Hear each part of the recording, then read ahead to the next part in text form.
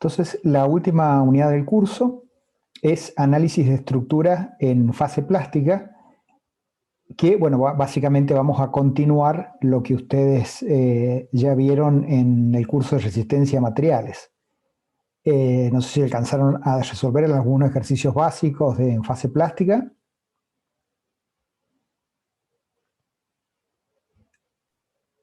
No, por ahora no. No lo han visto. Bueno, pero vamos a recordarlo, no sé si, o cuando rindan la materia, que todavía lo mantienen, algunos casos básicos que los vamos a retomar acá. Bueno, básicamente vamos a ver primero qué es esto de fase plástica, por qué hacer el análisis de estructuras en fase plástica, y entonces vamos a empezar con este análisis para estructura muy simple, la más simple que conocemos, que es la barra sometida a tracción. Después vamos a considerar reticulados isostáticos, vigas sometidas a flexión, también vigas isostáticas, y después vamos a pasar a estructuras hiperestáticas. Hoy vamos a llegar nada más que hasta estructuras de barras sometidas a esfuerzo axial, pero con una configuración hiperestática.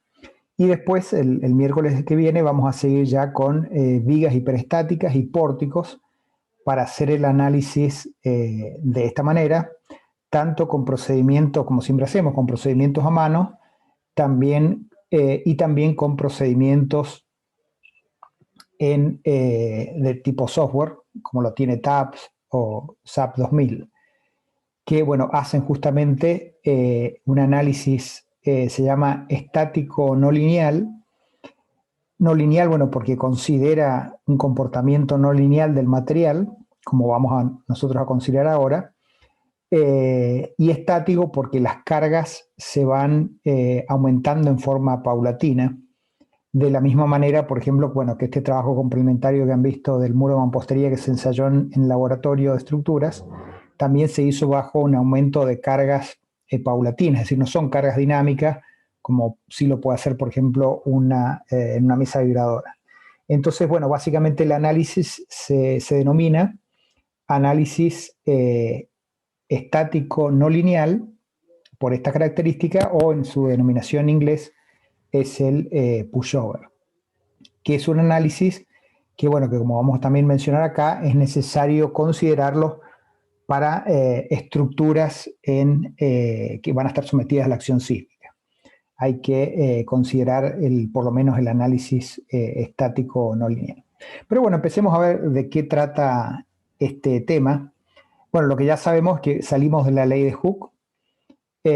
Hasta ahora la ley constitutiva que hemos usado es tensión proporcional a las deformaciones específicas, y en las 6 unidades anteriores hemos hecho, bueno, lo planteamos como hipótesis en la unidad 1 y lo hemos mantenido hasta la unidad 6, a pesar que en la unidad anterior estudiamos estructuras bajo acción sísmica, que la estructura no tiene un comportamiento en campo elástico, pero bueno, hacíamos esa aproximación que está permitida también en el reglamento, y entonces introducíamos, por ejemplo, la fisuración, que podía tener una estructura de hormigón, haciendo una reducción en el momento de inercia, tal cual lo especifica el reglamento en el capítulo 2, y también, bueno, también con un coeficiente R que tenía en cuenta también esta capacidad de disipar energía de la estructura. Es decir, bueno, hacíamos básicamente análisis con métodos elásticos, pero consideramos algunos parámetros para tener en cuenta ese comportamiento no lineal que tiene la estructura. Ahora vamos a avanzar un poco más y decir, bueno, vamos a tratar de acercarnos un poco más a ese comportamiento no lineal que tiene una estructura, por ejemplo, bajo acción sísmica. Bueno, entonces, básicamente la última unidad trata de esto. El curso, la primera parte, está dividida en los métodos clásicos, el método de la fuerza y el método de los desplazamientos, que mañana, bueno, está incluido en el parcial, o sus formulaciones matriciales, el método de la flexibilidad y el método de la rigidez.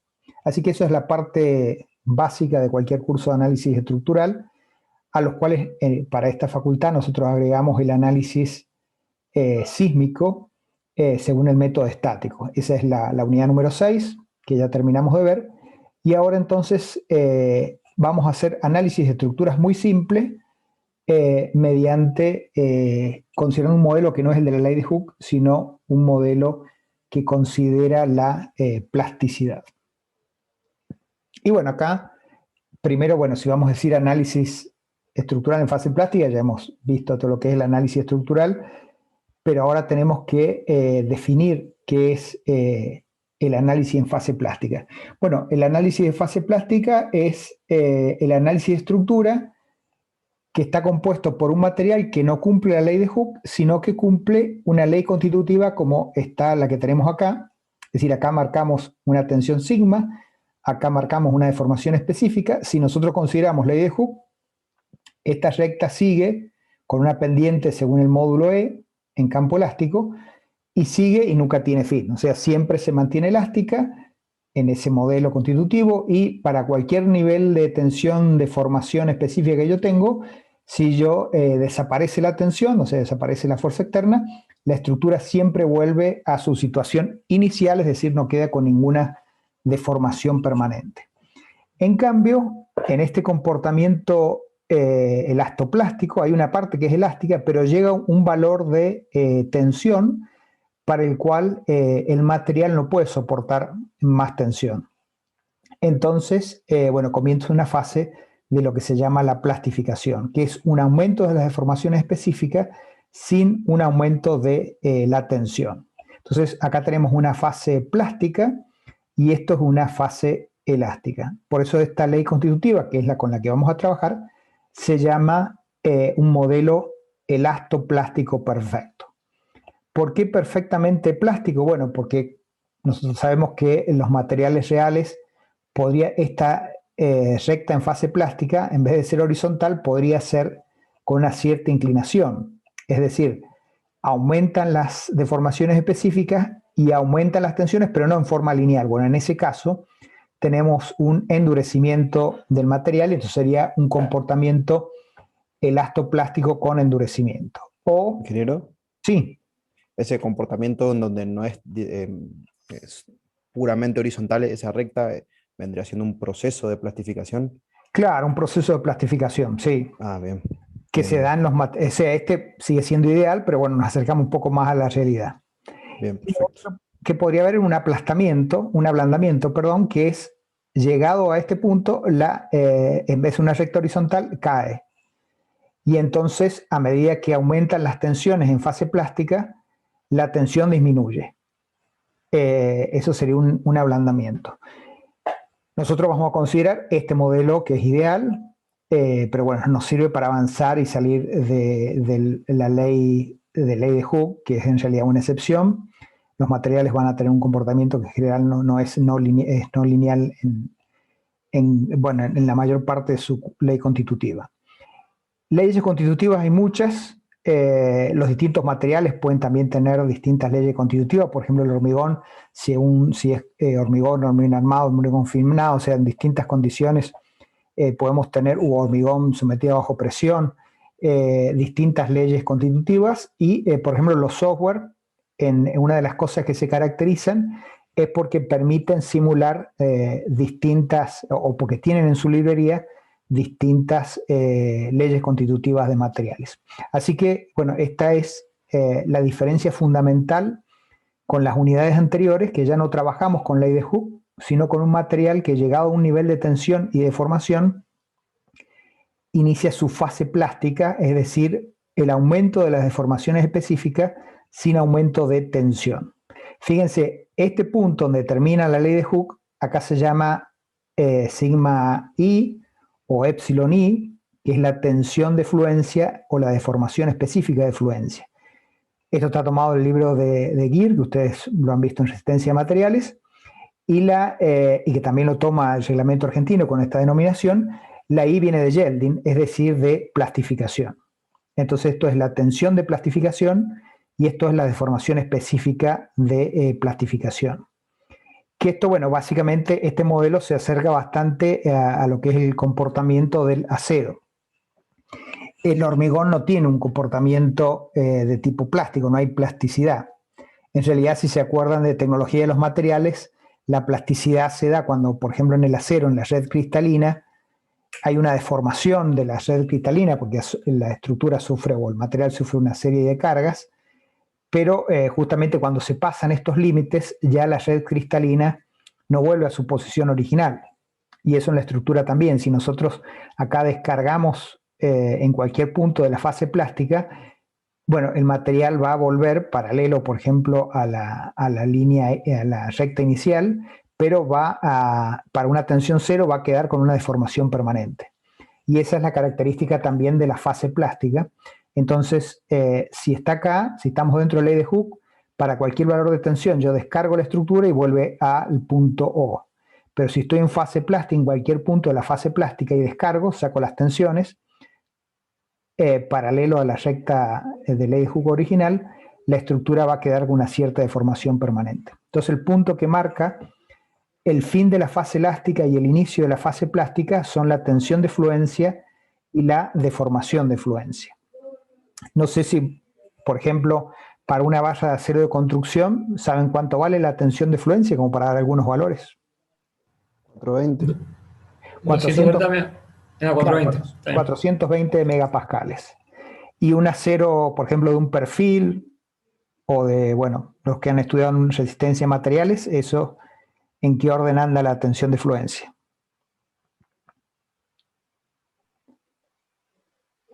Eso son más bajas, pueden ser 240, 360 megapascales, habría que ver según el fabricante con qué tensión lo está vendiendo. Y la deformación de inicio de la plastificación es en los aceros aproximadamente el 2 por 1000. Ese sería entonces, acá tendríamos una deformación de 0,002, es decir, 2 por 1000, y acá 420 megapascales si esto es un acero, y L 200.000 megapascales. Eso para tener una idea de valores, por ejemplo, para los aceros más comunes de construcción. Lo que no tiene este modelo, fíjense, acá no termina nunca, no dice cuándo termina. Situación que en la realidad no se da, porque bueno, llega un momento en la deformación específica que el material no se puede seguir estirando y se fractura. Pero este modelo simplificado con el que estamos trabajando, eso no lo considera. Entonces, bueno, eso para tener en cuenta. Hay otros modelos que sí, como al final de la clase que viene también los vamos a considerar, pero estos modelos no. Bueno, es entonces elástico, perfectamente plástico, sin una deformación última, como sí pueden tener como tienen los materiales reales. Entonces, bueno, es un modelo. Como siempre, uno puede usar uno u otro de acuerdo al problema que quiere resolver y, bueno, el nivel de problema que está considerando. Entonces, esta es la ley constitutiva, como siempre se dan, en tensión de formación. Pero si yo tengo una barra sometido a un esfuerzo de tracción, lo puedo llevar, no esto a nivel punto, tensión de formación específica, pero cuando ya estoy a nivel de una estructura, como es una barra sometida a tracción, por ejemplo, la barra que han ensayado en el laboratorio, bueno, ahí hablo de fuerza y desplazamientos. Es decir, fuerza en kilonewton, desplazamiento en milímetros. Entonces, fíjense que la ley constitutiva en fuerza-desplazamiento sigue la misma forma que la ley constitutiva a nivel punto, por supuesto. Hay una parte lineal y una parte en fase plástica. Entonces acá también vamos a tener una carga de plastificación, P sub Y, de fluencia, P sub I, y una deformación o un desplazamiento de fluencia, delta I, que van a ser determinados milímetros. Acá la pendiente es el E. Pero ¿cuál es la pendiente si estoy haciendo la recta fuerza respecto de desplazamiento en campo elástico? ¿La rigidez? La rigidez, claro. E por A sobre L. De acuerdo como sea, depende del E, pero también va a depender del área de la sección transversal y depende de la longitud. Como ya hemos visto, en campo elástico la rigidez es E por A sobre L. Pero cuando llegamos a la fase plástica, bueno, ahí ya la rigidez, fíjense, en campo plástico es 0. En este modelo, igual acá, el E vale 0 en fase plástica, acá la rigidez vale 0. ¿Por qué vale 0? Porque si esta estructura que tiene este modelo constitutivo, alcanzamos el valor de P sub I, una vez que llegamos al P sub I, no aumenta más el P sub I, y la estructura se deforma acá sin límite, pero ya sin rigidez. Es decir, le aplicamos la fuerza, pero sin bueno, ninguna aumenta la deformación pero sin ninguna fuerza. Así que bueno, estas son las características principales del que tiene estas leyes constitutivas que vamos a usar en esta unidad, tanto a nivel tensión deformación como a nivel fuerza desplazamientos. Entonces, vamos a hablar de fase plástica y vamos a hablar también de mecanismo de colapso, que básicamente, por ejemplo, acá, una barra, como han visto ya en el ensayo de tracción, bueno, ¿qué pasa en el mecanismo de colapso? ¿Se acuerdan en el ensayo qué pasaba? Se producía como una estricción ahí. Claro, en realidad el acero toma un poquito más de P sub I, pero bueno, básicamente, llegado a P sub I, hay una zona que se llama, una zona donde está concentrada, digamos, todo el problema de la plastificación, y después empieza a haber una reducción de sección, una estricción, y después finalmente la fractura, que acá en este modelo no lo contempla. Pero bueno, cuando esta barra alcanza, una barra sometida a tracción, es decir, una estructura isostática, alcanza su, en este caso, carga de plastificación, ahí ya es el mecanismo de colapso, es decir, ya la estructura se hace totalmente inestable, sería una estructura con un grado de hiperelasticidad menor a 1, menor a 0, o sea, sería menos 1, se hace inestable y bueno, ya no puede soportar más carga, ni siquiera su condición de equilibrio. Así que bueno, esto también nos vamos a referir a mecanismos de colapso y bueno, esto que estamos hablando de fase plástica. Bueno, acá tenemos la barra sometida a tracción, aumenta la fuerza, aumentan los desplazamientos y ya se empieza a un determinado nivel de fuerza, ya cuando estamos ya en zona plástica, a ver una zona de una reducción de la sección, una estricción, aumenta la estricción hasta que después acá se produce la fractura. Este es, digamos, el comportamiento de una barra de acero real. En nuestro modelo, eso no, la estricción y todo eso no lo vamos a poder predecir, pero sí el nivel de fuerza donde empieza a producirse la plastificación. Y bueno, si nosotros esta barra sometida a tracción hacemos la ley constitutiva fuerza-desplazamiento, bueno, no es un comportamiento elastoplástico perfecto.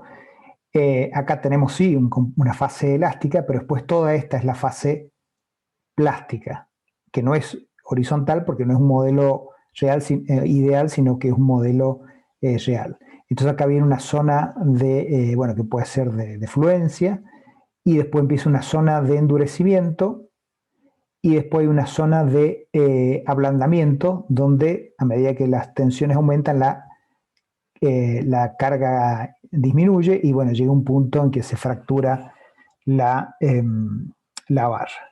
Nosotros, bueno, todo este comportamiento real no lo vamos a considerar, sino simplemente esta idealización, es decir, llegaríamos hasta acá y de acá trazamos una horizontal y no nos vamos a preocupar por esta situación de la fractura porque no es parte de este curso.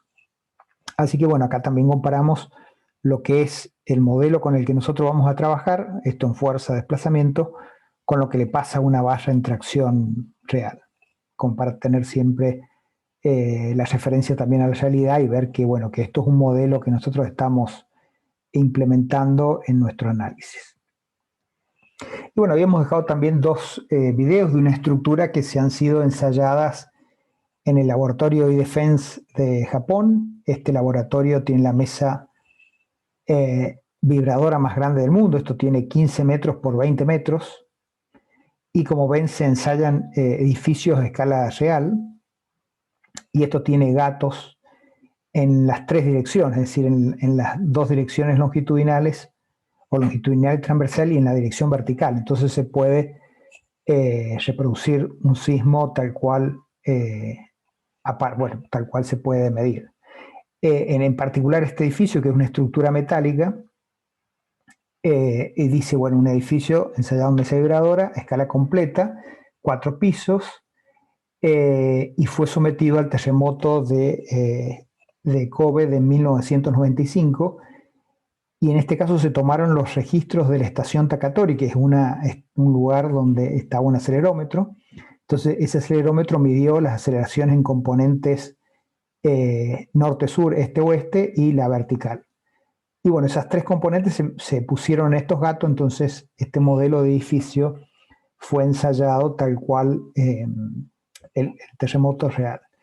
Y se diseñó la estructura de acero tal cual se había los requerimientos de los reglamentos que habían antes de que ocurriera el terremoto. Y bueno, en este caso también se analiza, por eso hay una parte que está cubierta con estos paneles porque se analiza también los componentes no estructurales sometidos ante un sismo.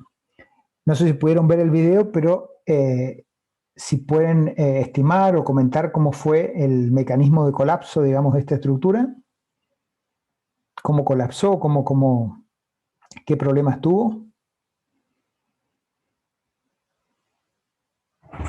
O viendo esta figura, si pueden hacer una estimación. Sí.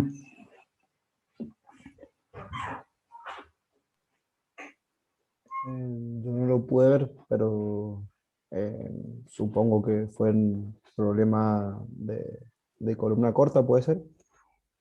No de columna, sino tuvieron problemas en las columnas de planta baja.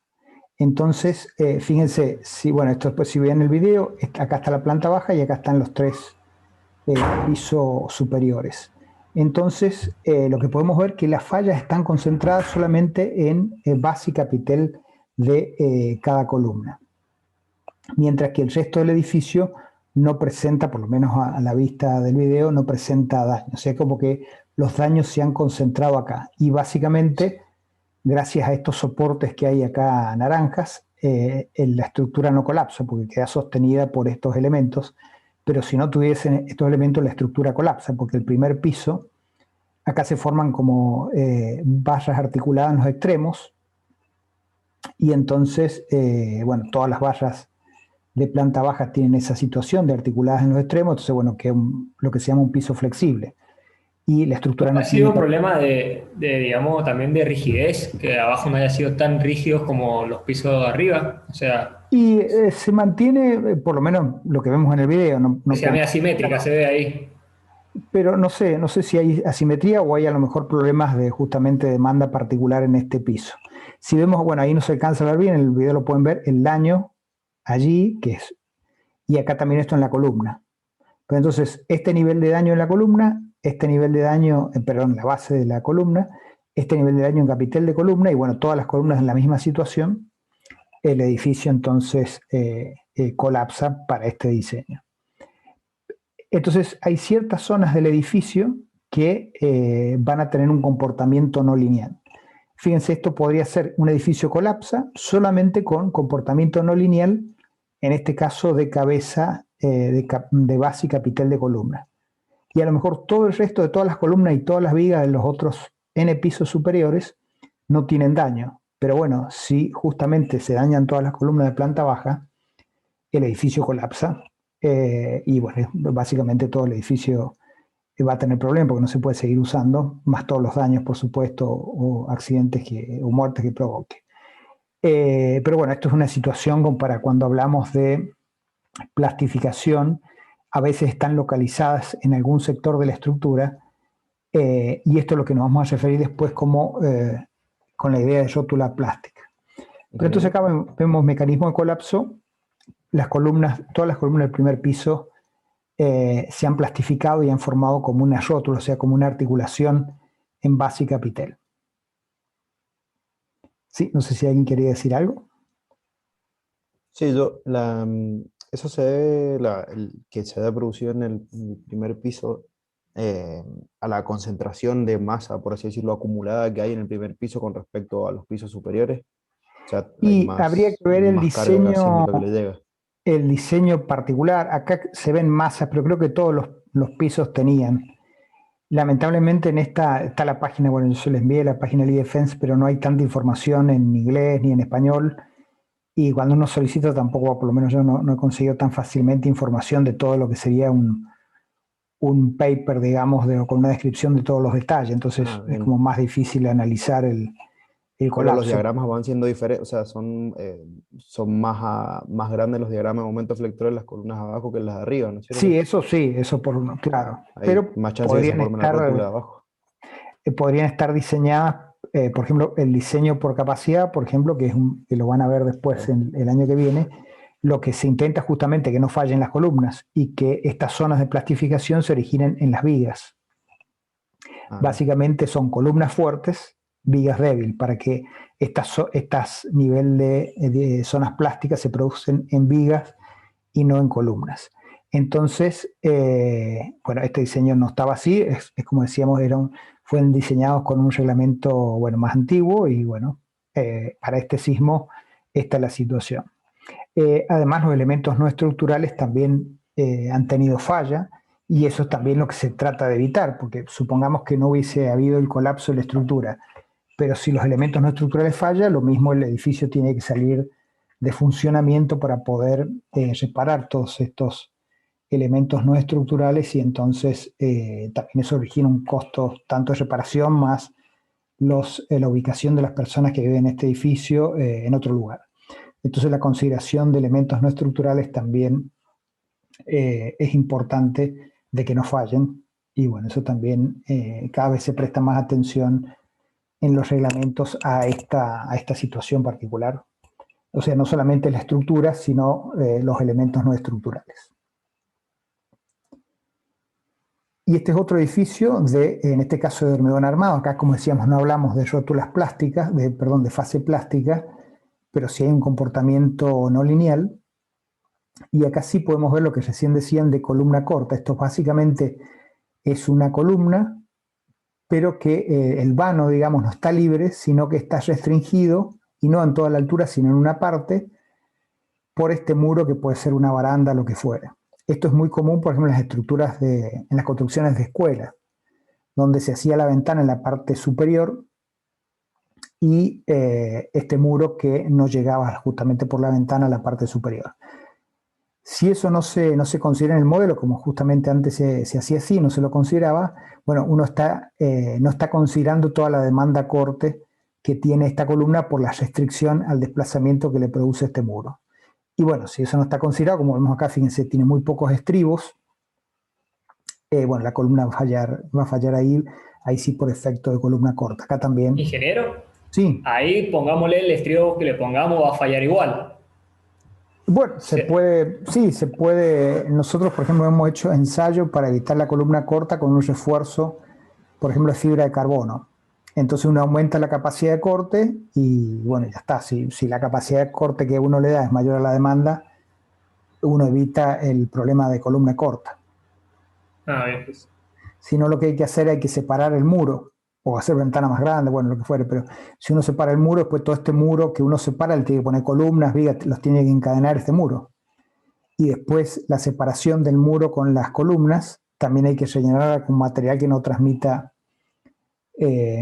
la carga. Entonces, bueno, y que no, bueno, todos los temas térmicos, si dejamos allí una separación, etcétera. Entonces, esto es algo complicado. Bueno, el edificio donde los muros, no por el tema de columna corta, sino que directamente la mampostería está considerada por fuera del pórtico, es en el edificio de la biblioteca de la facultad.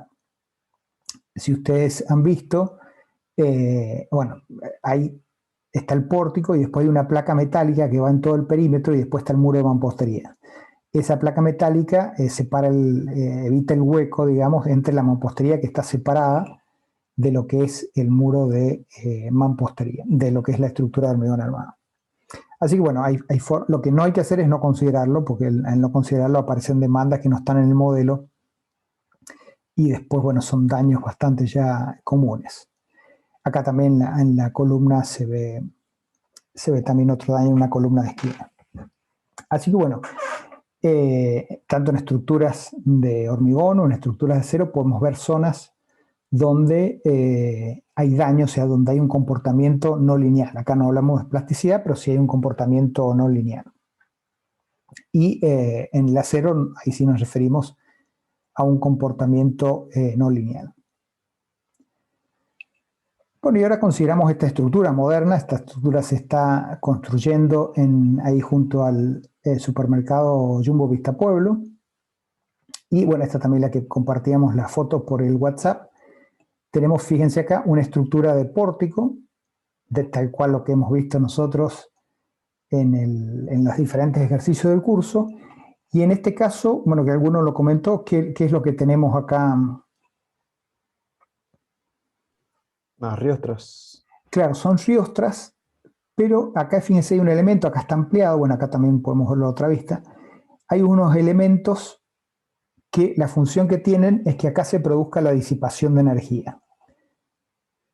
Es decir, acá, que se hace un diseño donde eso no estaba contemplado, entonces la disipación de energía o la zona plástica se produce en cualquier lugar, y bueno, se produjo justo en la base y capitel de todas las columnas, cosa no deseable. Pero con este diseño dice, bueno, uno hace todo para que la zona donde se vaya a producir la plastificación en la dirección transversal sea esta que está acá. Entonces hace un diseño uno donde uno elige dónde va a estar la no linealidad. El resto de la estructura va a tener comportamiento elastoplástico, pero yo quiero la no linealidad aquí. Acá también el resto de la estructura tuvo un comportamiento elástico, porque no hay daño, no hay deformaciones plásticas. Pero justamente como no se pensó en un diseño de ese tipo, la plastificación se produjo en zonas no convenientes y produjo el colapso de la estructura. Entonces yo acá elijo dónde quiero que esté el daño. Y de última, Ingeniero, sí, eso lo único que han hecho ahí es disminuir la sección del elemento para que el primer elemento que deje de tomar carga sea ese punto, por así claro, decirlo. que se plastifique primero, Claro, que digamos, se arme la rótula ahí mismo. claro. Bien. Y fíjense, hasta está pensado, fíjense que está bulonado, está pensado que en el caso de que ocurriera un sismo y esto se dañe, bueno, se puede intercambiar. Así que, bueno, esa es la situación. Esta tipología estructural está contemplada en el reglamento IMPRE-CIRSOC 103, parte 4, que es la referida a estructuras metálicas. Después, bueno, por eso también les recomendaba leerla ahí, la sección 3.4 que habla de estas tipologías estructurales. Y fíjense, y estas otras vigas que se ven por acá, que tienen, eso no sé si la han mencionado alguna vez, que hay un montón de esas vigas. No, no lo había visto nunca, la verdad. Se llaman vigas alveolares y la función que tienen es solamente soportar cargas verticales, no son parte del sistema sismo resistente. Entonces, bueno, como solamente están sometidas a flexión y lo que interesa de la flexión son la parte traccionada y comprimida, bueno, se elimina la zona que trabaja menos del alma y menos peso también para la estructura. Bueno, acá fíjense, todas las losas entre pisos son con un sistema metálico de steel frame, no sé si le colocarán hormigón, pero también es todo metálico. Y en la dirección longitudinal, que tenemos los pórticos clásicos, esto si lo modeláramos en un SAP o en un ETAPS o bueno, en cualquier programa, utilizaríamos elementos frame y bueno, modelaríamos como ya lo sabemos hacer. Pero fíjense qué pasa allí, que hay una reducción de sección. Es por lo que usted decía con una fuerte viga Claro, débil. Se está sí, buscando que la sí, rótula se produzca a nivel del izquierdo de la viga. claro. Eso Bueno, sí. acá también hay, ¿no? No se ve bien, pero en todos los extremos de viga hay, justamente para favorecer que la zona de plastificación se origine en las vigas y no en las columnas, y no nos pase como ese edificio que veíamos en Japón, en la mesa vibradora, que falla en las columnas. Así que hay herramientas, acá lo vemos físicamente, cómo se puede lograr en una estructura moderna, de acuerdo a los reglamentos actuales, esta posibilidad de disipar energía o lograr una zona de fase plástica, pero en algunas zonas de la estructura. Ingeniero, ¿y por qué no se usa el mismo sistema de disipación en sentido longitudinal, digamos, que en el sentido transversal? ¿Por una cuestión de estética? Y no, yo supongo, lo que pasa es que si uno hace la unión, usar un pórtico también en esta dirección, el problema es la unión acá, porque fíjate que esta viga, si fuese para el sistema sismo resistente, bueno, no se alcanza a ver allí, trabajaría acá en la zona debilitada del perfil, porque el perfil está puesto para máxima inercia así. Entonces se tendría que conectar esta viga, si fuera sismo resistente, al ala del perfil. Entonces habría que ahí, bueno, trabajar una unión especial. Bueno, se complicaría la unión, porque hay una zona que estas vigas están conectadas al perfil en su máxima inercia, mientras que esta viga transversal estaría en la conexión con la inercia mínima. Entonces, bueno, habría que pensar en otra conexión. pero bueno, estas construcciones, fíjense que también se arman muy rápidamente porque son todas abulonadas y básicamente era, bueno, no sé si lo conocen el Mecano, pero se ponen todas las piezas metálicas y se empiezan a abulonar y la construcción, bueno, en este momento está demorada, pero por la falta de insumos de acero, pero si no, se construye en forma rapidísima y bueno, también con las mejoras en calidad, porque esto se hace en taller, bueno, un montón de ventajas que tiene también estos sistemas, digamos, que no son construidos en el lugar. Pero entonces ya podemos ver en esta estructura actual cómo uno puede diseñar zonas donde uno quiere que se plastifique y el resto de la estructura lo va a mantener en campo elástico. Pero si uno no los diseña, si uno no sabe dónde van a estar estas zonas, bueno, podemos tener el otro caso, donde se producen en cualquier lugar y cualquier lugar puede ser un lugar que comprometa la estabilidad del edificio, ocurrido un sismo, o que, bueno, se originen también demandas muy altas en zonas que uno no lo previó y, bueno, ocasione también el colapso, a lo mejor de un piso del edificio, pero evidentemente ya después el edificio queda sin posibilidad de seguir usándose. Así que, bueno, esto para tener una idea general de el tema de fase plástica, que no es un tema así como un ejercicio aislado de resistencia a materiales, sino que, bueno, es parte después del proceso de diseño, especialmente en zonas sísmicas. Y el reglamento lo dice, es decir, cuando uno propone una estructura, de la que sea, uno tiene que decir cuál va a ser el mecanismo de colapso, y eso a través de un análisis estático no lineal o un pushover lo puede decir, pero para eso tiene que decirle a la estructura, bueno, cuáles son las partes que pueden llegar a esa fase plástica en el caso de que estemos con estructura de acero. Acá estamos diciendo en la dirección transversal, estos van a ser los lugares donde se va a producir la zona de la fase plástica, y en la dirección longitudinal van a ser en estos extremos de viga como está acá. Así que bueno, eso como para una introducción también de estructuras o tipologías estructurales ya reales y en forma global. No sé si hay más consultas acá. No, por mi parte. Bueno, pasamos entonces bueno, a esta primera parte de la unidad, que ya lo hemos estado mencionando. Vamos a esta primera parte que es, luego de la introducción, la capacidad y mecanismo de colapso para estructuras isostáticas. Y después vamos a empezar con la primera parte de estructuras hiperestáticas, pero nos vamos a referir este miércoles solamente a barras sometidas a esfuerzos axiales. Pero comencemos con una estructura isostática sometido a una fuerza axial, que es básicamente la barra, por ejemplo, sometida a tracción. Entonces, de acuerdo al reglamento que ya estamos viendo, el Impresir SOC 103, bueno, ya está la versión 2018, se define la capacidad o resistencia como la solicitación o combinación de solicitaciones que es capaz de soportar una sección, un componente o toda una estructura en su condición última, es decir, cuando se produce el mecanismo plástico, mecanismo de colapso. Por ejemplo, si tuviéramos que damos el diámetro de esta barra, o supongamos que es una barra de construcción de 10 milímetros de diámetro, y queremos un acero con una tensión de fluencia de 420 megapascales y queremos sacar la resistencia. Ustedes, de lo que ya saben de resistencia a materiales, ¿pueden decir cuál es la resistencia o cuál es la capacidad de esa barra de 10 milímetros? La tensión por el área. Claro, bueno, saquémoslo. ¿Cómo dijo los valores? 420 y 10 milímetros. Tensión, trabajemos en, bueno, tensión 420.000 kilonewton metro 4,2 cuadrado. kilonewton. Sí. Y el diámetro 10 milímetros.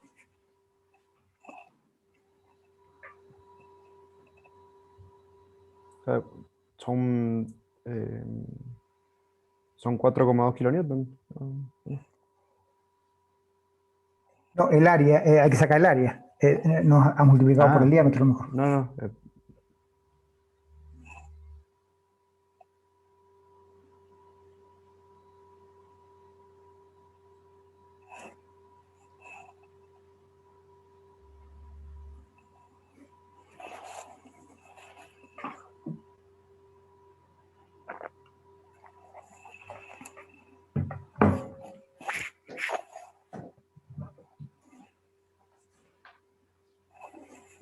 Zona regular. 33 kilonewtons. 33 kilonewton, que serían aproximadamente 3 toneladas, ¿sí? Sí. O sea que ¿cuántos autos puede soportar una barra de 10 milímetros? 3, promedio. 3 autos.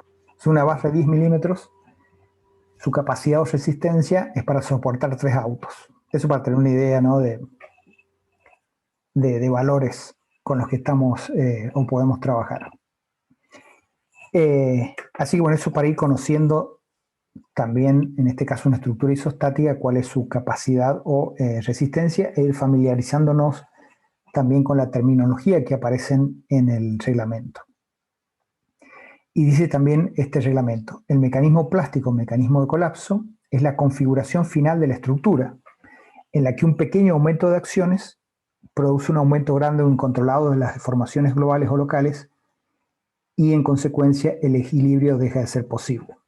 Es lo que pasaba acá cuando ya llegamos a esta zona de fase plástica, donde por más que la carga no aumente, como ya estamos en fase plástica, las deformaciones van a ir aumentando hasta que acá se produzca la fractura. Bueno, en esa configuración ya estamos en el mecanismo plástico, mecanismo de colapso. La estructura ya no se puede mantener en equilibrio y bueno, es una situación última, por supuesto. Dice también el reglamento: para estructuras sismorresistentes debe ser un mecanismo estructural estáticamente admisible y cinemáticamente admisible que el diseñador debe elegir, aplicando los principios del diseño por capacidad. En esta última estructura metálica que veíamos ahí del Jumbo Vista Pueblo, bueno, es lo que se ha hecho. Se dice dónde producir estas zonas plásticas para que el mecanismo de colapso se origine por zonas plásticas en vigas y no en columnas, para, bueno, evitar un colapso total cuando se llegue a ese mecanismo de colapso. Bueno, esta sería la ley constitutiva idealizada, que ya vimos recién. Esto está también en el reglamento. Por ejemplo, si uno diseña estructuras metálicas sin sismo, puede seguir el reglamento CIRSOC 301 y está, por supuesto, sigue la misma filosofía. Y entonces, de esta resistencia que estamos hablando, esto cuando dijimos, bueno, la barra de acero, si yo multiplico su sección por su tensión de plastificación y obtengo la resistencia, es lo que en el reglamento se llama resistencia nominal o resistencia teórica. Y esto es, bueno, ¿por qué teórica? Bueno, pues suponemos que, de acuerdo a la resistencia material, la tensión entre acciones es uniforme en toda la sección y que, bueno, que esa tensión FI por el área nos va a dar su capacidad. Sabemos que, bueno, en el acero va a ser un poco más grande porque hay un endurecimiento que no lo estamos considerando. Bueno, hay distintas situaciones, pero esta resistencia nominal, que en el caso de la barra analizada es FI o tensión de plastificación por el área, bueno, está calculada utilizando las dimensiones reales provistas y la resistencia especificada de los materiales. Sí, resistencia especificada, yo cuando digo, bueno, voy al catálogo de Asindar, por ejemplo, y me fijo cuál es la resistencia especificada de Parexia Acero. Después, si ensayamos esa barra en particular, quizás no tenga eso, en general puede ser mayor. Porque, bueno, pasa como el hormigón. Si digo el F' es 30 megapascales, no significa que todas las probetas me tienen que dar 30, sino que van a dar justamente mayor para que la especificada sea el valor que estoy indicando. Entonces, bueno, esto es lo que hace la resistencia teórica. El área sí la puedo conocer perfectamente, pero el FI, bueno, está dado en forma específica, por eso la resistencia es nominal y en general está asegurado de que sea mayor por la definición de resistencia específica que ya han visto en tecnología de los materiales. Bueno, esto dice el reglamento CIRSOC 301 para estructuras metálicas. La resistencia nominal, P sub n, nosotros hablamos R, recién en resistencia en general, cuando es fuerza axial, utiliza la P sub n de nominal, tal cual estaba acá. Tensión de fluencia, que en el reglamento del 301 la denomina con mayúscula, y después en los reglamentos de hormigón se denominan con minúscula, y A sub G, que es el área bruta de la sección, bueno, lo que recién sacábamos para la sección circular. Y este día la menos 1 está porque, fíjense, el área está en centímetros cuadrados y la tensión en megapascal. Entonces, para trabajar en unidades compatibles que nos dé la respuesta en kilonewton, bueno, está ese día la menos 1. Pero está sacado de la fórmula D11 de este reglamento, o sea que están aplicando exactamente lo que hicimos recién nosotros con este cálculo a mano. Pero después lo que yo voy a considerar para el diseño, más allá que no es parte de este curso, pero lo mencionamos, no voy a poder decir la barra va a soportar 3,3 o su resistencia es 3,3 o lo que resulte de esta fórmula. La voy a tener que reducir. ¿Y reducir por qué? Y bueno, porque hay distintos, porque justamente como estamos en una base teórica, esa teoría podría no ser exactamente así, bueno, distintas situaciones que hacen a que en vez de trabajar con una resistencia teórica o nominal, yo trabajé con una resistencia confiable mínima, y eso se llama resistencia de diseño. ¿Cómo se calcula la resistencia de diseño? Este valor de P sub n, o el que sea, flexión, corte, etc., lo reduzco por un factor phi que están en los reglamentos. Por ejemplo, para el caso específico de tracción, este phi vale 0,9. Entonces, en vez de trabajar con 3,3, voy a tener que trabajar por 0,9 por 3,3 en tonelada o 33 kilonewton. Y bueno, de esa manera se define la resistencia de diseño. Esto para tener un poco de conceptos en lo que hace a las resistencias que vamos a considerar, pero que después también van a estar relacionados con los cursos tanto de estructura de hormigón como de estructura metálica o análisis 2. Y también podemos hablar de ductilidad, un concepto que ya lo habíamos mencionado, por ejemplo, para definir el R de toda una estructura. Pero ahora lo podemos hacer, digamos, específico y cuantificarlo para una barra de acero sometida a tracción. Entonces, si nosotros decimos, bueno, esta es la plastificación, bueno, yo voy a poder sacar cuál es el desplazamiento último y voy a poder también sacar un desplazamiento de fluencia. Bueno, si hago el cociente entre el desplazamiento último y el desplazamiento de fluencia, lo que voy a tener es lo que se llama la ductilidad, que es la capacidad de deformación que tiene la estructura en fase plástica. Y bueno, eso me marca que si la estructura es muy dúctil, ¿qué quiere decir? Que esta fase plástica va a ser más larga.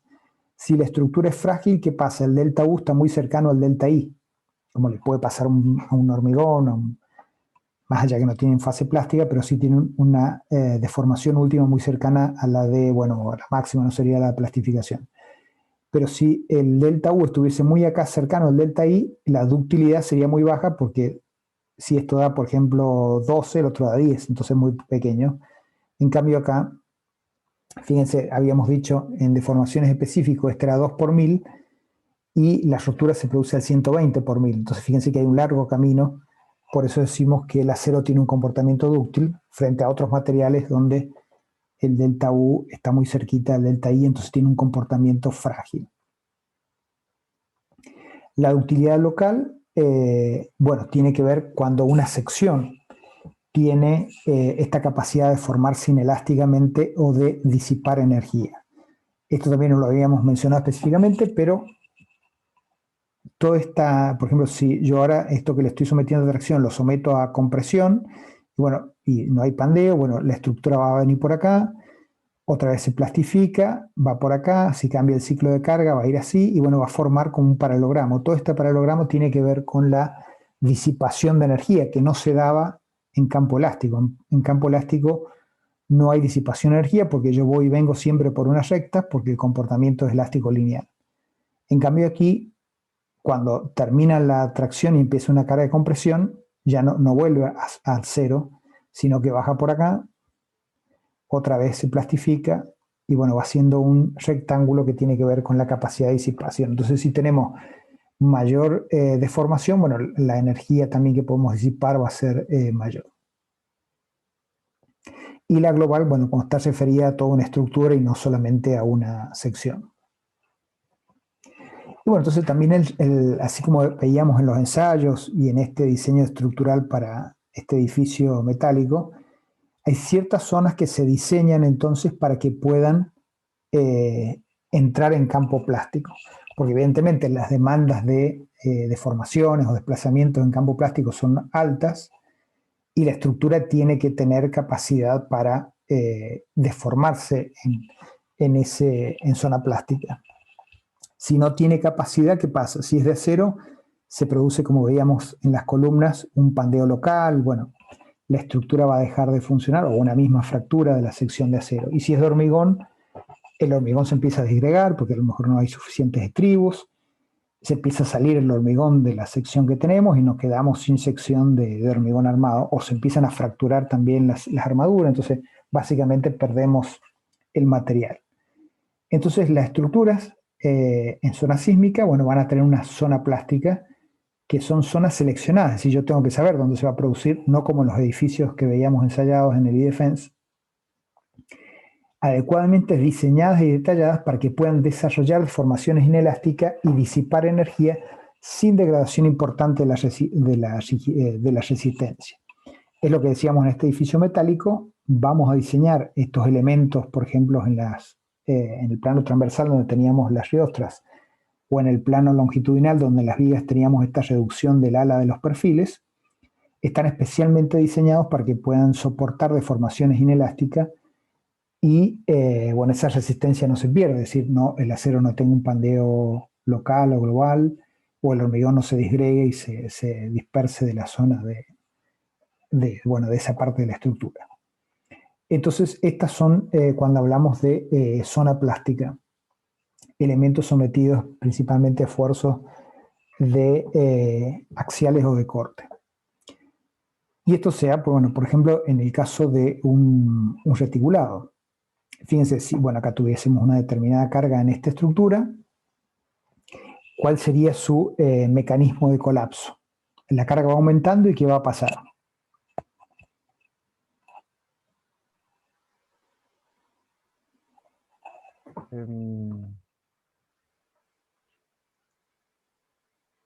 Los esfuerzos van a aumentar. Empiezan a fallar algunas por compresión, otras por tracción. Claro, supongamos que no hay pandeo o que evitamos el pandeo, lo que va a pasar es que la primera valla que alcance su plastificación, es decir, su FI por A, se haga, o bueno, alcance su tensión de plastificación, como estamos todos a tracción, la valla ya no puede tomar más carga. Pero ¿qué va a pasar? Como tenemos una estructura isostática, si perdemos una valla porque ya no puede tomar más carga, bueno, la estructura se transforma en un hipostático. Tenemos un isostático, perdemos un grado de hiperestesia, digamos, y pasamos a un hipostático, la estructura se hace, bueno, y por ser hipostática pierde el equilibrio. Ingeniero, Sí. la cantidad de rótulas plásticas que se podían formar en una estructura era el grado de hiperelasticidad -1, ¿no es cierto? Sí, eso lo vamos a ir viendo después cuando veamos flexión, pero en este caso sería análogo, pero no hay flexión, sino que hay esfuerzos axiales. En flexión, claro. El grado de hiperelasticidad es 0. O sea que se puede formar solamente una zona plástica. Ya no hablamos de rótula porque está sometida a tracción. Entonces, la primera barra que en el reticulado isostático alcance la plastificación, es decir, su tensión sea FI o lo mismo FI por A sea igual a P sub I, bueno, aunque sea solamente una valla y todas las demás estén sobredimensionadas y no lleguen nunca a plastificar, la estructura va a ya alcanza el mecanismo de colapso. O sea, puede estar toda sana, pero si hay una valla que se plastificó, toda la estructura ya entró en colapso. No sirve más la estructura, bueno, hay que repararla si se pudiera, pero básicamente la estructura pierde su función y su equilibrio, básicamente. Es lo que le pasó también al primer edificio que veíamos. Si todas las columnas de la planta baja, en ese caso sí son rótulas porque hay flexión, y bueno, por más que los 3 pisos superiores no tengan ningún problema, pero bueno, el edificio ya queda colapsado porque, bueno, justamente ha llegado a una situación de mecanismo de colapso porque una zona de la estructura falló. Acá la idea es la misma. Si alguna de las vallas alcanza la plastificación y el reticulado es isostático, el reticulado alcanza su mecanismo de colapso. Así que ese es el problema que tienen las estructuras isostáticas. Como su grado de dispreciacidad es cero, cualquier sector que alcance la plastificación, la estructura se transforma en un hipostático y entonces, bueno, no hay margen de seguridad, como si vamos a ver que hay en las estructuras hiperestáticas, que no porque una barra o una sección llegue a su plastificación, la estructura colapsa. Esa es una ventaja que tienen las estructuras hiperestáticas respecto de las isostáticas en este tema. Y ahora sí veamos los elementos solicitados a flexión, que es, por ejemplo, una viga simplemente apoyada, porque estamos trabajando con estructuras isostáticas. Y bueno, acá tenemos el diagrama de momentos flectores. Si analizamos esta sección transversal, la que tenemos acá, bueno, está sometido a este momento M. Y la variación de tensiones, fíjense que es lineal, tal cual han visto en resistencia a materiales. Por supuesto, las fibras más alejadas estarán con mayor deformación y también con mayor tensión. Acá tenemos el diagrama de deformaciones específicas y acá tenemos el diagrama de tensiones. Fíjense que estamos aplicando la hipótesis Bernoulli-Navier, que las secciones que estaba plana inicialmente sigue plana a medida que las deformaciones aumentan. Y bueno, como estamos en fase elástica, si esta es la situación en deformaciones, como las tensiones son proporcionales a las deformaciones, porque estamos en ley de Hooke, pues todavía estamos en fase elástica, las tensiones van a seguir la misma. Si esto es variación lineal, esto también va a tener variación lineal. Bueno, ya sabemos por resistencia en materiales que sigma es m sobre el momento W, y si estamos en fase elástica, la tensión tiene que ser menor a la tensión de plastificación, ahora FI en minúscula. Sabemos también que el módulo es B por D cuadrado sobre 6, siendo B el ancho y D la altura. Y esto, bueno, lo podemos sacar muy fácilmente porque el momento es básicamente la fuerza de tracción o compresión, porque acá si analizamos este triángulo multiplicado por el B nos da la fuerza, el volumen de tensión nos da la fuerza de compresión, lo mismo acá con el volumen de tracción, que hay simetría. Entonces, ¿cuál es el momento que puede soportar la pieza para este nivel? Y bueno, es la fuerza de tracción o de compresión multiplicado por su brazo de palanca. T por Z o C por Z. ¿Cuánto vale C o cuánto vale T? Bueno, este es el volumen de tensión, es decir, es la superficie de este triángulo por el B, que es lo que está acá. Esta es el tema de la superficie del triángulo y el B para calcular el volumen de tensiones. ¿Y cuánto vale esta distancia? Bueno, si son los dos triángulos, esta distancia vale 2/3 de D. Y bueno, ahí entonces surge fácilmente que el momento que puede soportar o que está soportando esta viga para este nivel de carga va a ser la tensión sigma, que es la que está acá, por B por D cuadrado sobre 6, que es el módulo resistente que habíamos mencionado. De ahí surge el módulo resistente cuando consideramos en resistencia de materiales secciones a flexión sometidas a tensiones menores que la tensión de fluencia. Ahora, ¿qué pasa cuando el momento aumenta? Acá vamos a tener el análisis en deformaciones y acá en análisis de tensiones. Analicemos primero las deformaciones. Bueno, acá teníamos este nivel de deformación porque estaba aplicado un momento M. Si ese momento es más grande, la tensión es más grande. Si sigue creciendo M, sigue creciendo la deformación, sigue creciendo la deformación, sigue creciendo la deformación. ¿Por qué esta es la deformación? ¿Por qué es siempre lineal? Porque estoy aceptando la hipótesis de Bernoulli-Navier.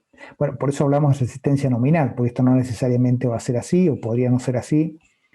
Entonces, bueno, nuestra teoría o nuestra resistencia va a ser obtenida según esta teoría y por lo tanto la resistencia real podrá ser distinto.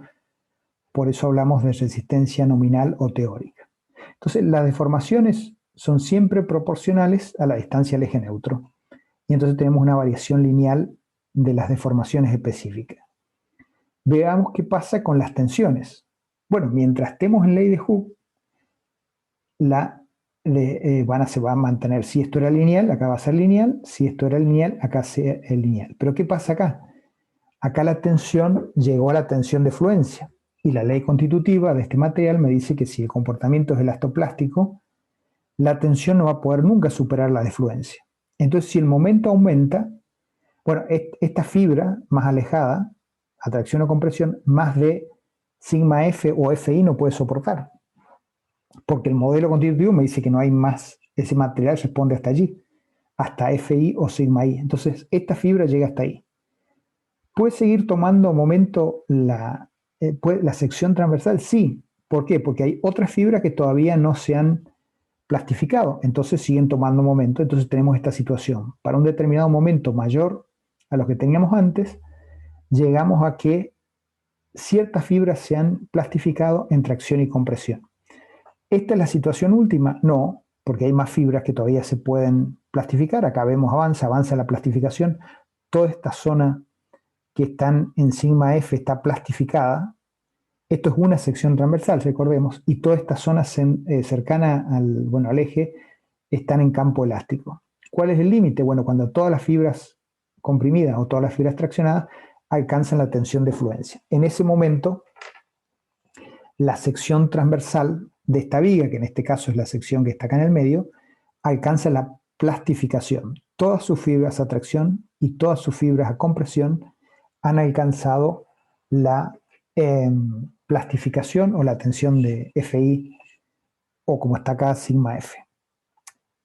Esta sección ya no puede soportar más momento, porque ya no hay más con qué soportar, porque la ley constitutiva me dice solamente podemos llegar hasta FI o sigma F. Entonces, ¿qué pasa? Estas otras secciones están sometidas a un momento menor. Entonces, a lo mejor todas estas secciones están en campo elástico. A lo mejor ninguna fibra de este sector o de este sector alcanzó la plastificación.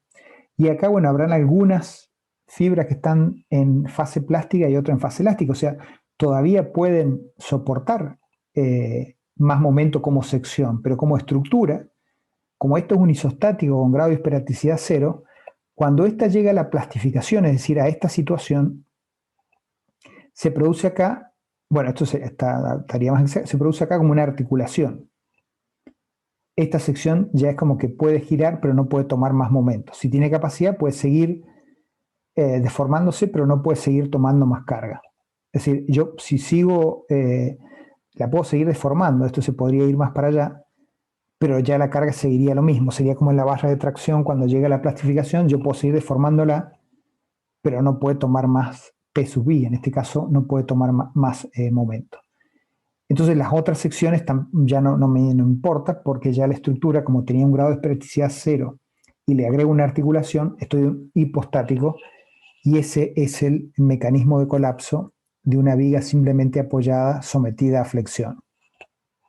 Sea la carga que sea, si la estructura es hipostática, isostática, la primera sección que plastifique hace que nuestra viga isostática se vuelva un hipostático, es decir, aparece una articulación donde se ha producido la plastificación y bueno, tenemos allí el mecanismo de colapso. Entonces, el momento último o el momento nominal el máximo momento que va a soportar esta viga va a depender de la primera sección que alcance esta situación de tensión de plastificación en todas sus fibras. Bueno, acá está también que hay una zona, como decíamos, donde algunas fibras van a estar plastificadas y otras en campo elástico.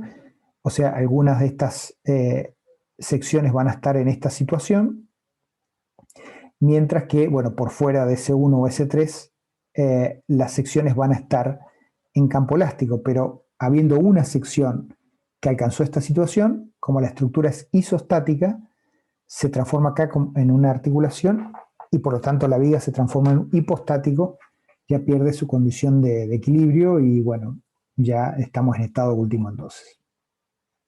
Bueno, hay algunas consideraciones de esa distancia, pero analicemos cómo obtenemos este momento último. Fíjense que vamos a hacer lo mismo que ya habíamos hecho en resistencia a materiales, pero ¿cuál es la diferencia? El diagrama en resistencia a materiales, cuando trabajamos en campo elástico, era triangular.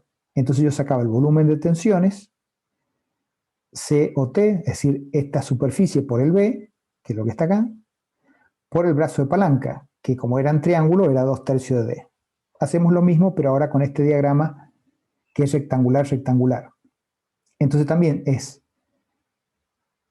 T en la plastificación por este brazo de palanca, o Z por este brazo de palanca, o C por este brazo de palanca. ¿Cuánto vale T? El volumen de tensión, es decir, esta superficie por B, si la sección es rectangular. Entonces, sigma F o FI por D sobre 2, porque la altura de la sección es D, esto es D sobre 2 si hay simetría. Y por B, porque es el volumen de tensiones, por supuesto, no es la superficie. ¿Y cuál es el brazo de palanca? Bueno, como son dos rectángulos, si de acá hasta acá la altura de la sección es D, el brazo de palanca es Z sobre 2. Quiere decir que ahora el momento de plastificación va a ser igual a la tensión de plastificación por B por D cuadrado sobre 4. Antes que teníamos en resistencia a materiales, la tensión, que no era todavía la plastificación, era menor, por B por D cuadrado sobre 6. Ahora es B por D cuadrado sobre 4. Antes teníamos el módulo resistente, B por D cuadrado sobre 6. Ahora tenemos el módulo de plastificación, B por D cuadrado sobre 4. En la práctica, cuando no tenemos secciones de acero que son rectangulares, sino que puede ser un perfil, bueno, una sección circular, rectangular de caño estructural, lo que sea, bueno, podríamos aplicar el desarrollo teórico de la misma manera, y si no, directamente los programas computacionales o a veces las mismas tablas de los fabricantes nos indica cuál es ese módulo de plastificación. Así que lo podemos sacar de tabla o de software para no tener, cuando las secciones son más complicadas, bueno, este cálculo se complica, pero a función del punto de vista teórico, este es el concepto de cómo obtener el momento de plastificación, que en el caso de sección rectangular, bueno, es muy sencillo. Pero bueno, más de este momento no va a poder soportar. ¿Por qué? Porque la tensión de fluencia no puede ser más grande que FI, porque el modelo constitutivo así lo dice. En la realidad puede que sí, pero bueno, si el modelo dice que hasta ahí, nuestros cálculos tendrán que llegar de acuerdo al modelo. Y bueno, y no hay más sección. Si no hay más sección y no hay más tensión, hasta este valor podemos llegar. Y ese es un parámetro que vamos a necesitar también cuando hagamos otros análisis también basados en fase plástica. Esto es un parámetro que necesitamos conocer. Nosotros vamos a hacer análisis de fase plástica de estructuras que ya están predimensionadas. Entonces, está definido con qué material se va a construir esa estructura, por lo tanto el FI lo vamos a conocer, y están definidas las secciones, que en el caso de ser rectangular será el B y el D. Es decir, se conocen los parámetros mecánicos y geométricos, y por lo tanto este valor lo podemos conocer sin problemas. Entonces, en flexión, el momento de plastificación va a depender de la tensión de fluencia o tensión de plastificación y lo que se llama el módulo plástico, que tiene su correlación con el módulo resistente, pero el módulo resistente es calculado con una distribución triangular de tensiones, mientras que el módulo de plástico está calculado con una distribución rectangular de tensiones. Así que bueno, no sé si tienen alguna consulta hasta aquí. Por ahora no. Lo otro que es importante remarcar es que todas estas zonas, por ejemplo, de rótula plástica o lo que recién veíamos de zona plástica en estructuras sometidas a esfuerzos de tracción, esto implica que esta sección, por ejemplo, que llegó a esta situación se dañó porque está totalmente plastificada. Y sabemos que una estructura que se plastificó tiene deformaciones que cuando desaparece la carga no es que esto vuelve a una situación de este tipo. Una vez que llegamos acá, ya no podemos volver para acá, porque la estructura se plastificó, básicamente la red cristalina de acero tiene un nivel de deformación que no vuelve al cristal que tenía originalmente, y entonces, como veíamos también al principio con la ley constitutiva, no vamos a volver a esta situación. Entonces la estructura tiene un daño. Si la estructura se plastificó, se dañó. Por eso decíamos también en esta estructura del jumbo que en el caso de ese pórtico archiastral, donde había un elemento que se podía plastificar, bueno, podía, como estaba abulonado, en el límite, si sufría un terremoto la estructura, de tipo de terremoto de diseño, y se dañaba ese elemento, bueno, se podía cambiar. Pero evidentemente las zonas que se han plastificado han sufrido un daño, y bueno, habrá que repararlo. Bueno, si el nivel de daño admite una reparación, o la estructura puede quedar inutilizada en el caso de un terremoto de diseño y tener que ser demolida y construida otra. Pero básicamente, si decimos que una zona va a alcanzar la plastificación, por ejemplo, ocurrido un terremoto y ese terremoto ocurre, bueno, esa zona va a haber que separarla o toda la estructura reemplazarla porque hay daño si se logra o si se alcanza la plastificación. O sea que esto no es gratuito el tema de las zonas plásticas. Tienen un daño estructural, más allá que sea localizado, bueno, que hay que reparar. Y entonces, bueno, acá aparece también lo que está definido en el SIGSOC 103, parte 1, lo que es una rótula plástica, una zona de una pieza dúctil. ¿Por qué dúctil? Bueno, porque para que esto se produzca es necesario todo este nivel de deformación con esta ya incursión en rango plástico. Ahora, si yo acá, cuando empieza a producirse este nivel de plastificación en algunas fibras, la estructura tiene una fractura, y bueno, entonces ya no sería un comportamiento dúctil. Entonces es necesario la ductilidad, o sea, la capacidad de formación en zona plástica, para que se pueda llegar a este nivel de plastificación de todas las fibras. Por eso habla de un comportamiento dúctil. Ingeniero, Sí. esta rótula se diseña, digamos, en el caso de que se supere, por ejemplo, nuestro sismo de diseño. Claro, bueno, por eso lo que hace este método de diseño por capacidad es lo que nosotros no sabemos cuál va a ser el terremoto. Claro. Entonces, ¿qué dice esto que empieza en la escuela neozelandesa, con Park, Poli, etcétera? Es que, bueno, diseñemos unas zonas de la estructura que sabemos que van a tener un comportamiento no lineal, que se van a dañar, pero démosle mucha capacidad de formación. Entonces, si el sismo es más o menos, bueno, esas zonas se podrán deformar más o menos y se dañarán en mayor o menor medida, pero no se van a fracturar. Entonces la estructura va a poder mantenerse en pie, digamos, que es el objetivo de diseño de los códigos tradicionales. Que la estructura se mantenga en pie, o sea, la seguridad de vida, que no provoca daños en las personas. Y bueno, a lo mejor queda inutilizada y hay que demoler la estructura, pero después del sismo las personas van a poder salir y van a poder, no van a ser afectadas por los elementos estructurales o no estructurales. Así que esa es la idea. Cuando hablamos de ductilidad, hablamos de eso, capacidad de formarse en zona plástica, y si el sismo es mayor, se deformará. Yendo a este gráfico, supongamos que en el sismo de diseño hemos hecho este diseño, bueno, o este acá. Si viene un sismo más grande, pasará esto. Pero si la estructura sigue teniendo capacidad de formarse, bueno, esto quedará dañado con deformaciones importantes, pero se mantiene acá.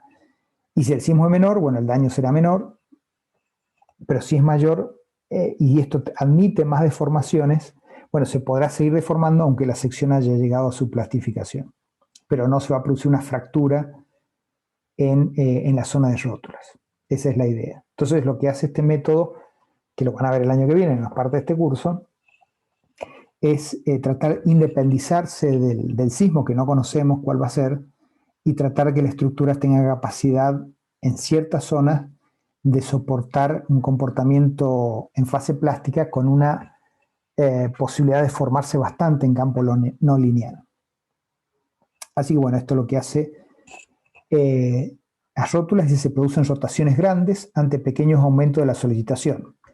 Esto es, llegado a la plastificación, bueno, podrán seguir produciéndose deformaciones. Fíjense, esto está horizontal, está así, bueno, se puede formar bastante, por eso se habla de rótula.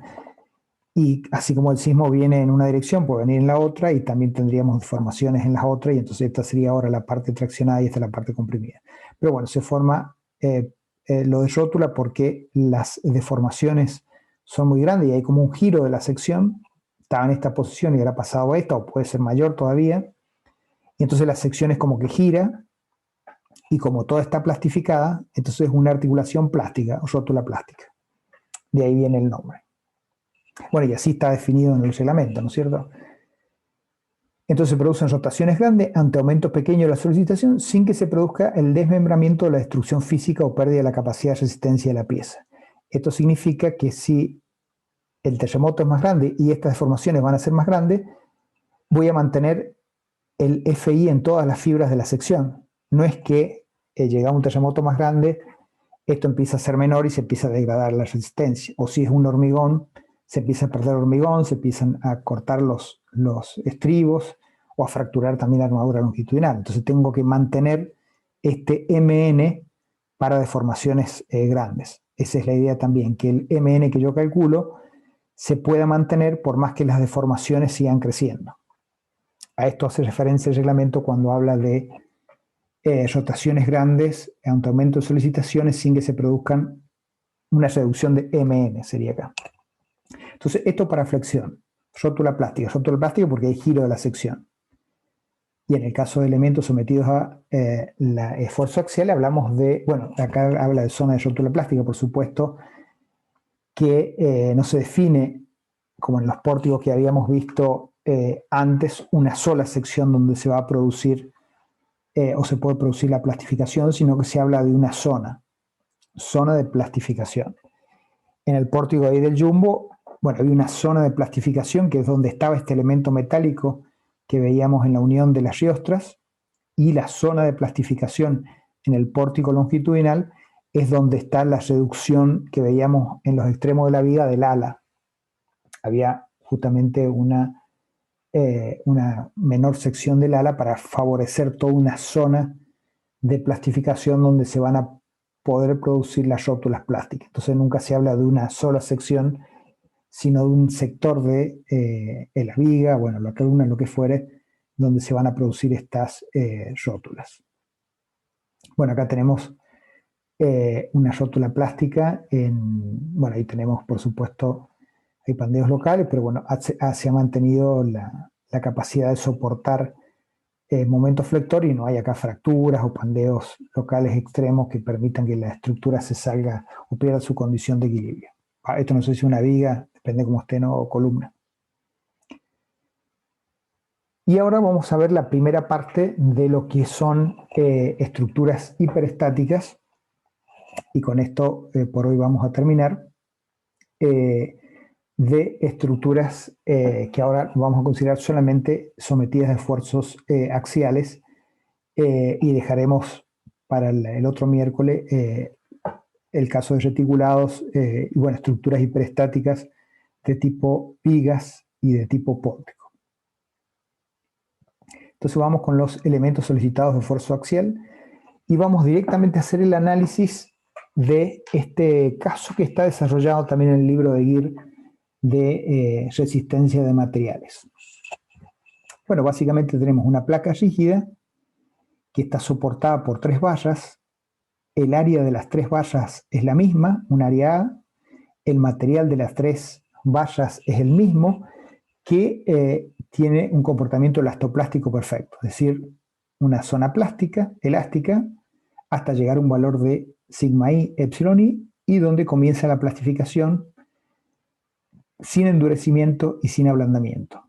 Entonces, llegado a sigma i, se mantiene ese valor de sigma i para deformaciones mucho más grandes. No está acá, no tiene indicado un corte porque este modelo está limitado y no lo tiene. El otro parámetro geométrico interesante es que, o que nos interesa, es que las longitudes, bueno, la longitud de la barra central es, bueno, es la mitad o más chica que la longitud de las barras extremas. Entonces, esta tiene longitud L1, esta tiene longitud L2. Y bueno, nosotros lo que vamos a hacer es ir aplicando una carga P y aumentando esa carga P y bueno, analizando el comportamiento de la estructura. Esta carga P va a producir fuerzas F1 en las barras extremas y una F2 en la barra intermedia. ¿Por qué estas dos van a ser F1? Bueno, porque hay simetría estructural, es decir, la carga está aplicada acá y estas dos tienen la misma sección, la misma longitud y el mismo material. En cambio, esta, como tiene una longitud distinta, más allá que el E y el A sea el mismo y la ley constitutiva igual, bueno, va a tener una fuerza distinta porque la longitud es distinta y sabemos que la longitud también depende de, bueno, tiene que ver con la fuerza. Cuando vemos acción igual a rigidez por desplazamiento, bueno, la rigidez justamente depende de la longitud en el caso de barras sometidas a esfuerzos axiales. No sé si lo alcanzaron a ver en resistencia este ejemplo. Si no, bueno, vamos a desarrollar en forma completa. Bueno, si no estuviese esta barra... Sí, lo vimos en resistencia. Ah, ¿lo vieron? Bueno, lo recordamos. Si no estuviese esta barra L2, la estructura sería unisostática. Yo diría, bueno, F1 sería P sobre 2. Pero tengo esta barra L2, entonces hace la estructura hiperestática. No sé cuánto de P va a soportar F2 y cuánto le corresponde a F1, y eso es lo que vamos a determinar. ¿Y por qué habrán puesto acá esta placa rígida? Para redistribuir. Claro, para que sea una redistribución uniforme, porque si esta placa fuera flexible, y bueno, va a tomar más fuerza directamente la barra central y menos las otras. No sería con la proporción que lo vamos a ver ahora. Esto es totalmente análogo a lo que es el método estático cuando consideramos diafragma rígido. Entonces la condición de diafragma rígido, bueno, acá también estaría aplicado para esta placa. Y bueno, entonces queremos ver, a medida que aumenta P, cuál es el comportamiento de esta estructura hiperestática sometida a fuerzas axiales. Comencemos con la fase elástica. ¿Cuál es la fase elástica? Y bueno, son valores de P tal que ninguna de estas barras alcanzan la plastificación, es decir, el valor sigma I. ¿Qué podemos aplicar? Bueno, más allá que tengamos una estructura hiperestática, podemos aplicar el equilibrio de fuerzas. Entonces, la fuerza que se produce en las barras extremas, que son 2, más la fuerza que se produce en la barra central, debe ser igual a la P aplicada. Eso es también obvio. Ecuación de equilibrio de fuerza. Y también ecuación de compatibilidad, que lo hemos aplicado también, bueno, por ejemplo, en el método de las fuerzas. ¿Y cuál es la compatibilidad acá? Bueno, desplazamientos, porque como la barra es rígida, el desplazamiento axial que tenga la barra 2, es decir, el alargamiento de la barra 2, va a ser igual al alargamiento de las barras 1. También por compatibilidad de desplazamientos. Justamente esto es posible si esta condición existe de placa rígida. Lo mismo también cuando aplicamos el método estático en el caso de distribución de fuerza sísmica.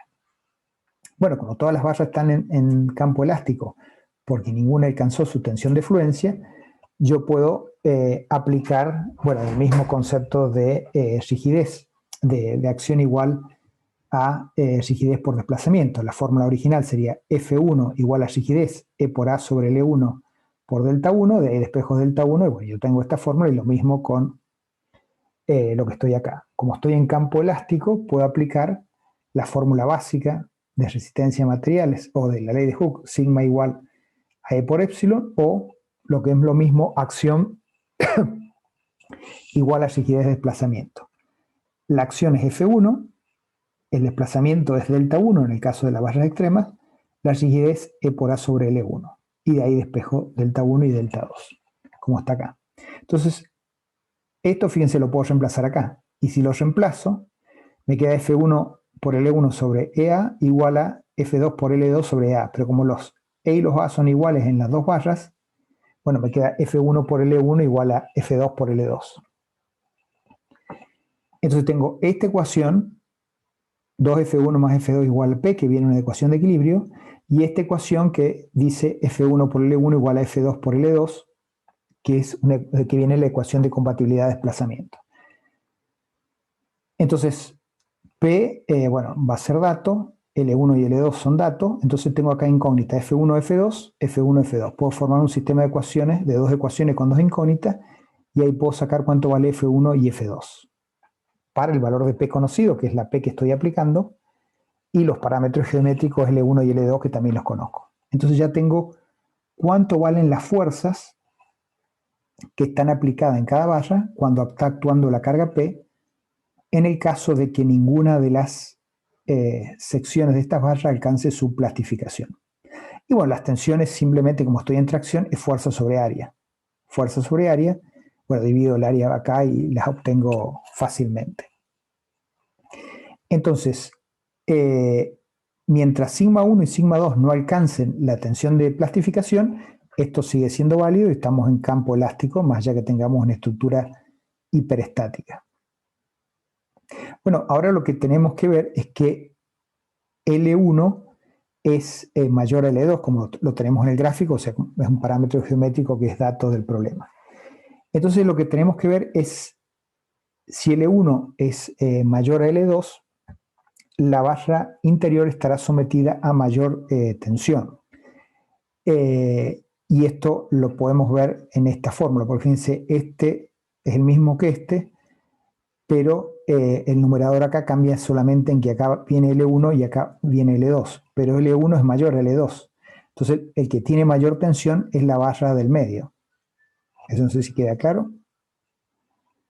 Los denominadores son iguales, los numeradores difieren solamente en que acá va L1, que es más grande que L2, por lo tanto, sigma 2 va a ser más grande que F1, que sigma 1.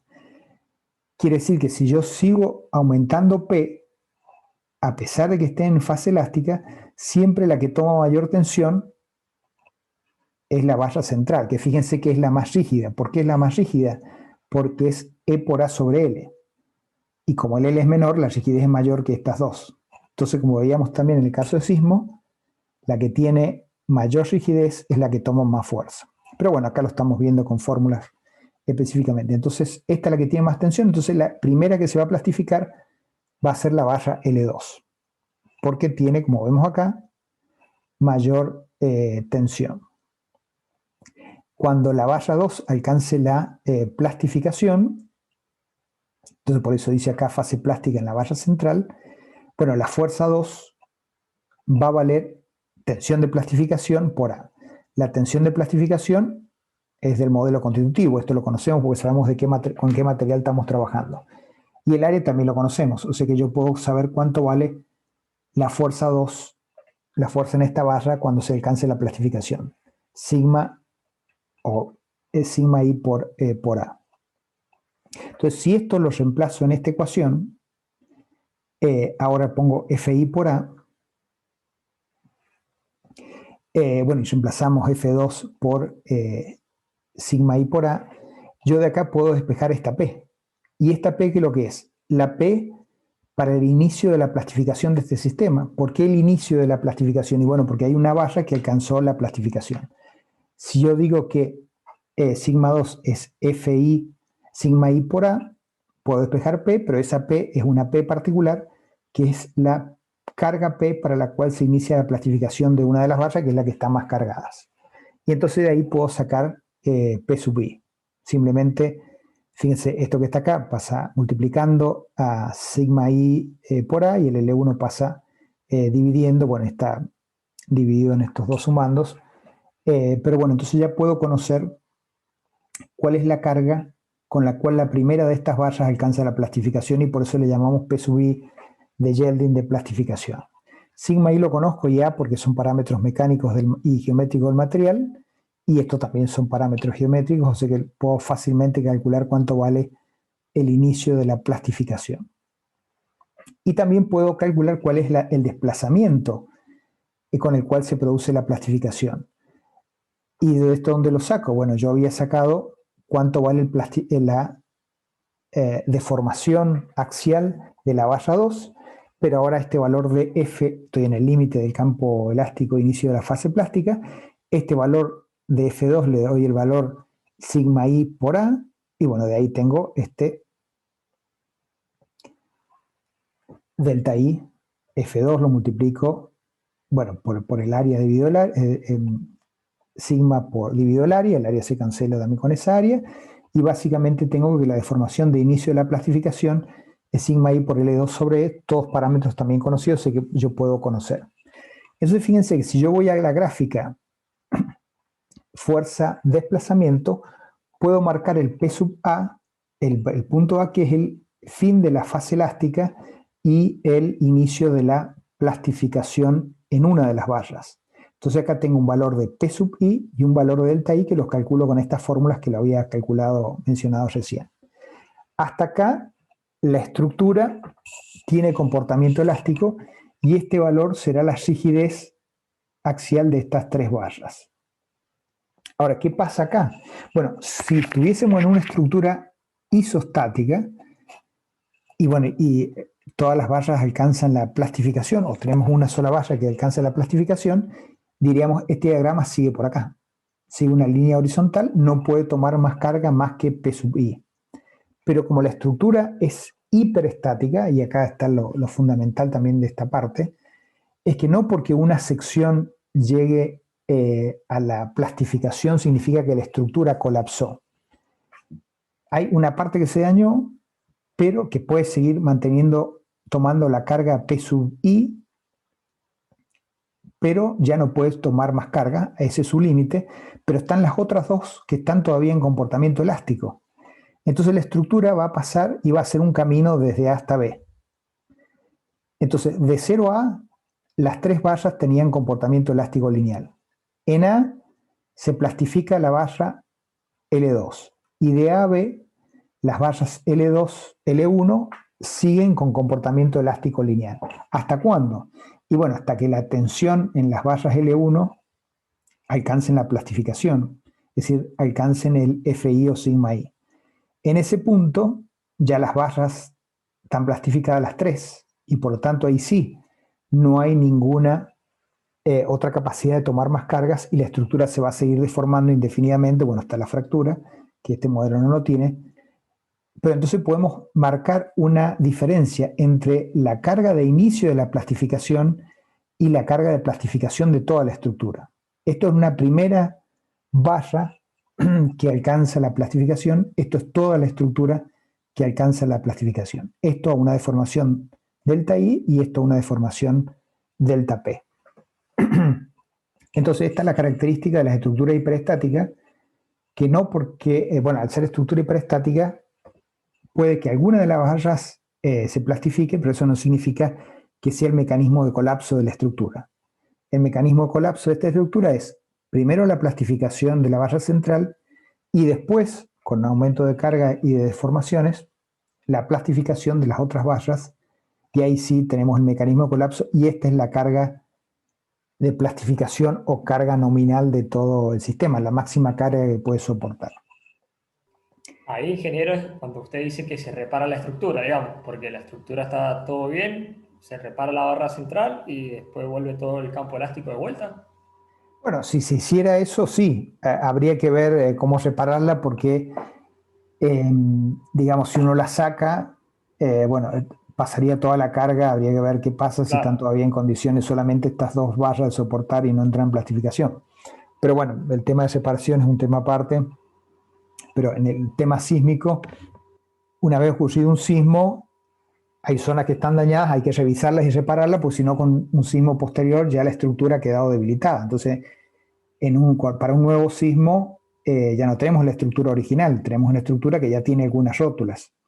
Entonces, un nuevo sismo, por ejemplo, la podría sí llevar a un mecanismo de colapso porque originaría otros componentes más. Entonces, ocurrido un evento importante, hay que revisar la estructura para ver si es necesario hacer reparación. En este caso, simplemente lo estamos planteando como cuál es el comportamiento a medida que la carga aumenta. Fíjense la rigidez, cómo varió. Acá teníamos una determinada rigidez, que es el E por A sobre el L de las tres vallas, la suma de las tres vallas. Acá tenemos una reducción. ¿Por qué una reducción? Porque esta ya no tiene rigidez. Porque como está en campo plástico, la rigidez, el E es 0 y la rigidez también va a ser 0. Entonces la única rigidez que nos queda acá es la suma de estas dos E por A dividido L1. Por eso la rigidez baja. La pendiente baja porque la rigidez ya no es de las tres vallas, sino de dos vallas. ¿Y por qué se hace horizontal acá? Porque las tres vallas plastificaron y por lo tanto ya no hay rigidez. Por eso es la curva o la recta en forma horizontal. Entonces, estas gráficas también nos sirven para bueno, ver el funcionamiento de la estructura, no solamente a nivel de cargas y desplazamiento, que nos va dando también cómo va variando la rigidez de la estructura. Esto, en forma análoga, pasa por una estructura sometida a una acción sísmica, por eso decíamos el período no es el período elástico, porque a medida que van ocurriendo rótulas, la estructura va perdiendo rigidez, y es esa rigidez que tendríamos que conocer, la que tiene la estructura cuando ocurre el sismo, la que tenemos que considerar. Entonces, así como la rigidez va variando, el periodo va a ir variando, porque el periodo depende de la rigidez y de la masa, y por más que la masa sea la misma, la rigidez va a ir variando a medida que ocurre el sismo, y por lo tanto el periodo de la estructura va a ir variando. Pero bueno, volviendo a este caso, entonces ahora pasamos a esta zona A y B, donde la barra 2 se plastificó y las barras 1 todavía siguen en campo elástico, entonces estamos acá. Pero cuando las barras extremas se plastifican, entonces ya sí alcanzan su resistencia nominal, sigma I por A. F2 ya estaba plastificada, sigue siendo sigma I por A. Y bueno, más sabemos que ya estamos en este nivel, más de esta fuerza no podemos obtener, porque esta barra no puede tener más de esta fuerza, estas barras no pueden tener más de esta fuerza. Entonces, bueno, ¿cuál es la carga P sub P? Y bueno, simplemente la suma 2 veces esta más esta, o sea, 3 veces sigma I por A. El sigma I lo conocemos, el A lo conocemos, podemos saber esta carga de plastificación. Y bueno, como estas barras estaban todavía en campo elástico hasta que llegan a B, simplemente vamos a esta fórmula que habíamos tomado para delta 1, hacemos F1 igual a Fi por A, y podemos sacar cuál es el desplazamiento correspondiente a la plastificación del sistema, que bueno, que será, como decíamos, F1 por L1 sobre LA. F1 vale sigma I por A, el A se cancela, y bueno, básicamente el sigma 1 es el sigma I por L1 sobre E. También son todos parámetros que podemos calcular. Bueno, este ejemplo, que ya lo habían visto entonces en resistencia a materiales, sirve para, bueno, ir viendo cómo en una estructura hiperestática hay un comportamiento que no es como la estructura isostática, que por ejemplo la barra sometida a tracción cuando se alcanza la plastificación ya es el colapso, o la viga simplemente apoyada, que cuando una sección alcanza el momento de plastificación ya es el colapso de esa estructura, o un reticulado isostático, que cuando una de las barras del reticulado alcanza su plastificación es el colapso del reticulado. Acá no. En una estructura hiperestática, por más que haya una barra que plastifique, no significa que toda la estructura va a plastificar. Bueno, significa que ahora esa barra puede seguir tomando nada más que esa fuerza, sigma I por A, pero las otras barras, como están en campo todavía elástico, pueden seguir tomando fuerzas. ¿Y hasta dónde? Y bueno, hasta que también se plastifiquen, es decir, hasta que estas barras alcancen un Fi por A, y entonces ahora sí, todas están plastificadas, ya no pueden ninguna barra tomar más fuerza, entonces ahora sí, la fuerza se va a mantener en P sub I hasta la fractura del sistema.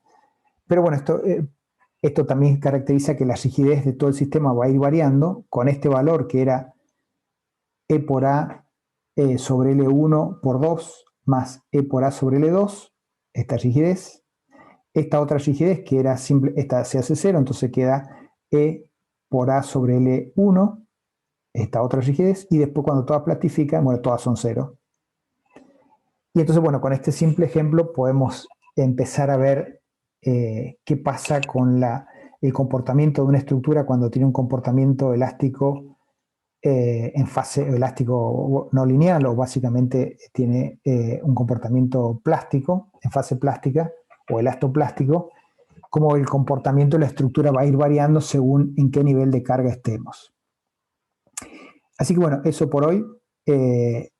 Después vamos a avanzar entonces con reticulados hiperestáticos, lo vamos a ver a nivel conceptual, y después sí ya con vigas hiperestáticas y pórticos hiperestáticos, con el cual vamos a cerrar esta unidad, y bueno, ver algunos procedimientos a mano para determinar este comportamiento o determinar cuál es el mecanismo de colapso y la P sub P en ese tipo de estructuras, y también los métodos computacionales que nos permiten hacer esto mismo en forma automática.